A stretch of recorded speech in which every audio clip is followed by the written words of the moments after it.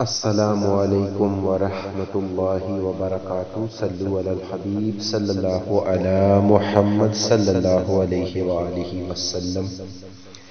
آج ہم کلام کریں گے کہ ہمارے گھروں میں برکتیں کیوں نہیں ہیں، مال میں اضافہ کیوں نہیں ہوتا۔ تو اس کے پیچھے چند بنیادی غلطیاں ہیں جو ہم سے ہوتی ہیں، وہ ہمیں دور کرنی ہوں گی۔ سب سے پہلی غلطی جو ہے وہ ہے ہمارے گھروں میں تصاویر کا لگا ہونا۔ بڑی بڑی تصاویر کا کاغذ کی صورت میں، پرنٹنگ کی صورت میں لگا ہونا، یہ بھی ایک رکاوٹ ہے ہمارے روزگار میں، ہمارے مال و جان میں، برکت میں، کیونکہ جس گھر میں تصاویر ہوگی، کتا ہوگا اور جنبی شخص ہوگا، وہاں رحمت کے فرشتے نہیں آتے۔ اس میں سے ہمیں ایک مسئلہ تو یہ ذہن میں رکھنا ہے کہ کتا جو ہے وہ گھر میں ہمیں نہیں رکھنا چاہیے۔ ضرورت بامر مجبوری اس کی گنجائش نکلتی ہے، ورنہ عام حالات میں یہ نہیں رکھا جائے گا۔ تصاویر جو ہیں ان کو ہٹانا چاہیے، ان کو جو ہے ہم اگر ہمارے گھروں میں موجود ہیں تو یہ چاہیے کہ دراز وغیرہ میں اس کو بند کر کے رکھا جائے۔ اس کے علاوہ ایک اور جو مسئلہ ہے وہ ہے ناپاکی کی حالت میں اکثر رہنا۔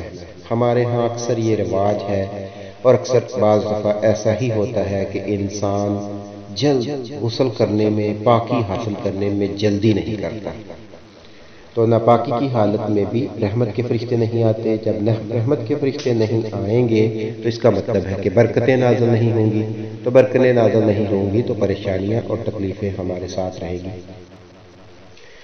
اگر آپ چاہتے ہیں کہ آپ کے مال میں اضافہ ہو، آپ کے کاروبار میں اضافہ ہو، تو آپ صدقے کا ایک باکس گھر میں رکھیں، جس میں آپ اگر کچھ بھی نہ کریں تو ڈیلی کا 1 روپیہ بھی صدقہ کریں اچھی نیت سے، کیونکہ اللہ کو ہمارے مالوں کی ضرورت نہیں ہے، خلوص کی ضرورت ہے۔ خلوص سے اگر ہم 1 روپیہ بھی ڈالیں گے تو انشاءاللہ عز و جل یہ ہمارے لیے راہ نجات ہوگا۔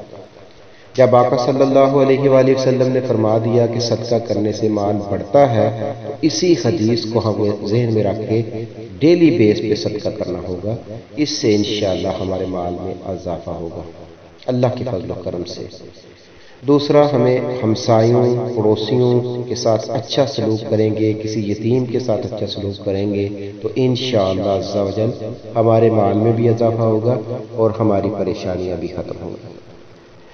اور رزق میں اضافے کے لیے ایک اور کام جو ہے وہ ہے والدین کی خدمت کرنا۔